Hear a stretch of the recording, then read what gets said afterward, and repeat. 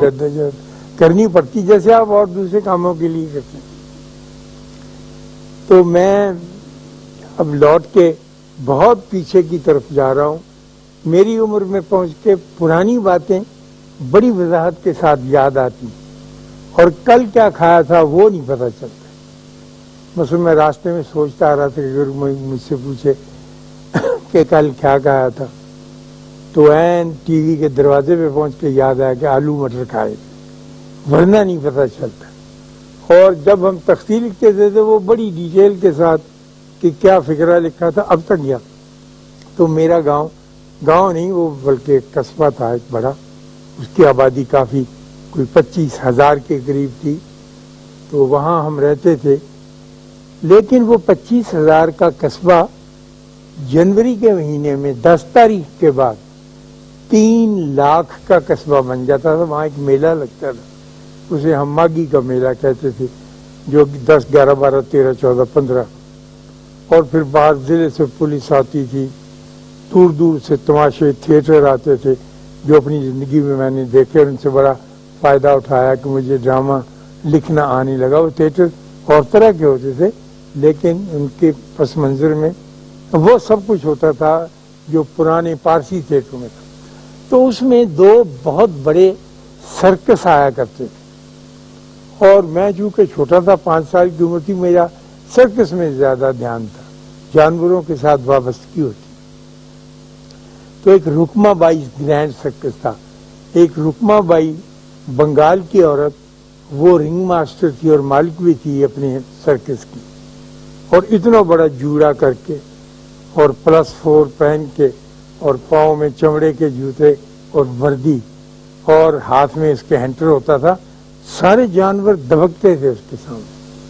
کوئی ایسا رنگ ماسٹر میں نے اپنی زندگی میں نہیں دیکھا جو شیروں کے ساتھ جا کر پٹاخہ مار کے بات نہ کرے، بلکہ رسی والی سائڈ پکڑ کے وہ جو موٹا نگا ہوتا ہے نا وہ اس کے منہ پہ مارے اور ان سے کام کرائے. تو رکما بائی کے 7 ہاتھی تھے. تو ایک ہاتھی کوئی about 7 ٹن کا اونچا بڑا، میں بہادری کے ساتھ اس کے سامنے کھڑا تو ہو گیا دیکھنے کے لیے، لیکن جب وہ ہاتھی جھولا اور آگے کو اس نے اپنا آواز تو پھر میں ڈر گیا اور بہت دور کافی بھاگ گیا. تو میرے والد نے کہا جو وہاں میرے ساتھ تھے اور وہ اس کا ہاتھی کا ٹیمپریچر لینے آئے تھے، ان کا he was a vet doctor. اس زمانے میں 1870 کے وہ تھے ڈاکٹر، جب یہاں پر ویٹرنری کالج تھا اور میو اسکول آف میڈیسن تھا. تو وہ بڑی عزت انگریز بھی دیتا تھا کہ یہ آپ ویٹرنری ڈاکٹر. تو انہوں نے محاوت سے کہا کہ اس کی سونڈ پکڑو اور اپنی انگلیاں 2 دے کے اپنے علم کے کہنے کہ ہاں اسے ٹیمپریچر ہے اور میں تمہیں اس کی دوائی دے. تو میں سوچنے لگا ہاتھی کی دوائی کی یعنی ہاتھی کو اسپرین دینی پڑ جائے تو بالٹی میں ہی دیں گے یہ. خیر، تو جب میں ڈرا تو میرے باپ نے پوچھا کہ تم ڈرے کیوں اس سے؟ میں نے کہا میں ڈرا اس لیے ابو کہ یہ جس کیلے کے ساتھ باندھا گیا ہے وہ بڑا کمزور ہے اور میرا خیال ہے زمین میں 1.5 فٹ سے زیادہ گہرا نہیں ہے. یہ اگر زور دے اور جو پچھلے پاؤں میں اس کے سنگل ڈالی ہوں تو یہ اسے اکھاڑ پھینکے. تو میرے والد نے کہا یہ ایسا کر نہیں سکتا کیونکہ یہ کیلے کے ساتھ نہیں بندھا ہوا، یہ اس خیال کے ساتھ بندھا ہوا ہے کہ کیلا مضبوط ہے. اگر یہ اپنے خیال میں تبدیلی لائے تو پھر البتہ ڈاکٹر صاحب وہ یقیناً اس کو اکھاڑے گا. میں نے کہا ابا یہ کرتے کیسے؟ نے کہا کہ جب یہ چھوٹا تھا تو اس کو اس کیلے کے ساتھ باندھا گیا، اس نے پورا زور لگایا، پوری طاقت آزمائی کی لیکن نہیں اکھاڑ سکا. اس جدوجہد میں اس کے تقریباً 5, 6, 7 مہینے گزرے. پھر اس نے فیصلہ کر لیا کہ یہ خیال ہے، یہ طاقت ہے جو مجھ سے نہیں نکلتی. تو اگر اس 7 ٹن کے ہاتھی میں یہ خیال پیدا ہو جائے کہ نہیں میں اس سے زیادہ طاقتور ہوں تو یقین اکھاڑ لے گا، لیکن نکل نہیں سکے. وہ تو بات جب کی تھی اب اتنا عرصہ گزر جانے کے بعد میں اپنی زندگی کے مشاہدات کے بعد یہ تصور میرے ذہن میں ابھرنے لگا ہے کہ ہم خیال سے کتنے بندھے ہوئے ہیں اور مائنڈ میٹر کے اوپر کتنی حکمرانی کر رہا ہے. اگر مائنڈ جو ہے وہ طاقتور ہو تو آپ کا جسم جو ہے وہ آپ کی مرضی کے مطابق عمل کرنے لگے گا. لیکن آپ کہتے ہیں میں سگریٹ چھوڑ نہیں سکتا. سگریٹ چھوڑنا کوئی مشکل بات نہیں. ایک خیال نے باندھا ہوا ہے آپ کو اس بات کی. میں اپنی ایک نواسی سے کہہ رہا تھا کہ تو نہ لڑایا کر اپنی ساس نہ. کہہ لگی نہیں میں ساس کے ساتھ لڑنے سے رہ نہیں سکتی. میری نانا خیال یہ ہے کہ بس یہ بڑی کمینی عورت ہے.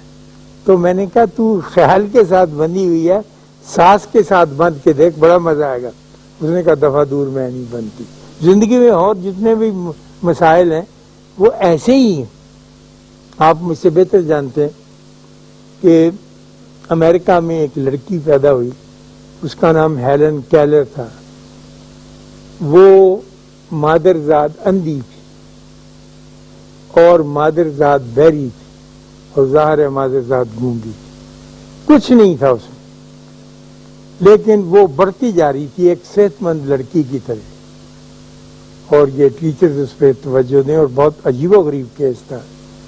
اس نے یہ تہیا کیا کہ میں تعلیم حاصل کروں گی. وہ اپنے آپ کو اپنی ذات کو اس کیلے کے ساتھ نہیں باندھا, اور اب وہ نہ تو بیان کر سکتی ہے کہ میں پڑھنا چاہتی ہوں, نہ وہ دیکھ کے بتا سکتی ہے کہ میں یہ, اور بیٹھی ہوئی ہے. لیکن اس کے اندر یہ طلب پیدا ہوئی, اور وہ طلب اتنی شدید ہوئی کہ ایک اس کی سہیلی کی خالہ تھی, اس کو اس نے پکڑ کے اس کا بازو, یہ فور آرم جسے کہتے ہیں بین, اس طرح سے دبایا کہ اس خالہ نے محسوس کیا کہ یہ مجھ سے کچھ کہنا چاہیے. پھر ان دونوں نے بڑی مدت کے بعد زور لگا کر ایک لینگویج ڈیولپ کی جو وہ اس کے بدن کو دبا کر بیان کرتی تھی اور وہ سمجھتی تھی. جس سے یہ گرگٹ تار نہیں آتی تھی ایسی سے, جیسے اب آپ کرتے ہیں ٹائپ چیٹ کرتے ہیں تو سگنل ہی آتا ہے. تو اس نے وہ کر لی بات, اور پھر اس نے کہا کہ مجھے فلاں کتاب رابنسن کروسو کی کہ یہ مجھے بتاؤ. اب وہ اس کو بتا رہی ہے. اب شپ کا لفظ آیا, شپ کا تصور کہ شپ کیا ہوتا ہے اس کو تو پتہ ہی نہیں کہ جہاز کیا ہوگا, آبی جہاز. اس کی اس نے کہا وہ سمندر میں چلتے, اس کو سمندر کا بھی کوئی تصور نہیں. لیکن اس نے کہا کہ میں جانوں گی ضرور اور چلوں گی ضرور, اور میرا خیال مجھ پر حاوی نہیں ہوگا, میں اسے ہونے نہیں دوں گی اس خیال کو آگے. چنانچہ خواتین و حضرات, اس لڑکی نے سارا وقت اور ساری توجہ اپنے مائنڈ کے ساتھ جدوجہد کرنے میں گزار دی, اور اس مائنڈ کو حکم دیا کہ میرے بدن پر اپنے آپ کو اپلائی کر اور مجھے وہ علم عطا کر جو علم دوسرے لوگ اپنی جسمانی ساخت پوری ہونے کی وجہ سے حاصل کرتے. چنانچہ اس نے کیا, اور 5 کتابیں اس نے لکھی. وہ یہاں لاہور بھی تشریف آئی تھی پاکستان بننے کے بعد, اور ہم بڑی عقیدت کے ساتھ اسے ملنے گئے تھے, اور کھٹ کھٹ کر جواب بول نہیں سکتی تھی, لیکن بعد اس نے پکڑا دو, اور بہت سی خواتین ٹرین کر لی تھی ٹیچرز جن کے ساتھ وہ بات کرتے. وہ اپنی آٹو بایوگرافی میں ایک مولانا صاحب کمال کی بات لکھتی ہے کہ دیکھو میں بہت خوش ہوں کہ میرے خدا نے میرے اوپر بڑا کرم کیا ہے. اگر یہ ساری چیزیں, یہ ساری نعمتیں, اندھے ہونا, بہرے ہونا اور گونگے ہونا مجھے نہ ملی ہوتی تو میں دنیا کی ایک نامور عورت نہ ہوتی, بلکہ ایک معمولی سی گھر گرہستی عورت ہوتی. تو اللہ کی نعمت کے کیا کیا روپ ہیں اس کا اندازہ نہیں لگایا جا سکتا, اور شاباش ہے اس بیوی کے جس نے اسے نعمت کہہ کے پکارا اور کہا کہ جو مجھے اللہ نے عطا کیا ہے وہ میں اس کو مانتی ہوں اور تسلیم کرتی ہوں. تو جب آپ کو خیال پکڑ لیتا ہے اور آپ اس کے تابع ہو جاتے ہیں۔ کبھی کبھی میں جو اکثر کیا کرتا ہوں کہ بیٹھ کر جب وقت ملے تو ضرور غور کیا کیجئے کہ آیا مجھ کو کسی کیلے نے یا سنگل نے پکڑا ہوا ہے یا کسی خیال نے پکڑا ہوا ہے۔ جب یہ بات آپ کی ذہن میں آ جائے گی آپ بڑی آسانی سے اپنا مسئلہ خود حل کر لیں۔ اب میں آپ کو میرے ذہن میں ابھی آئی ڈاکٹر صاحب کو دیکھ کے یہاں تو یہ کرتے ہیں کہ خیال کی طاقت کتنی بڑی طاقت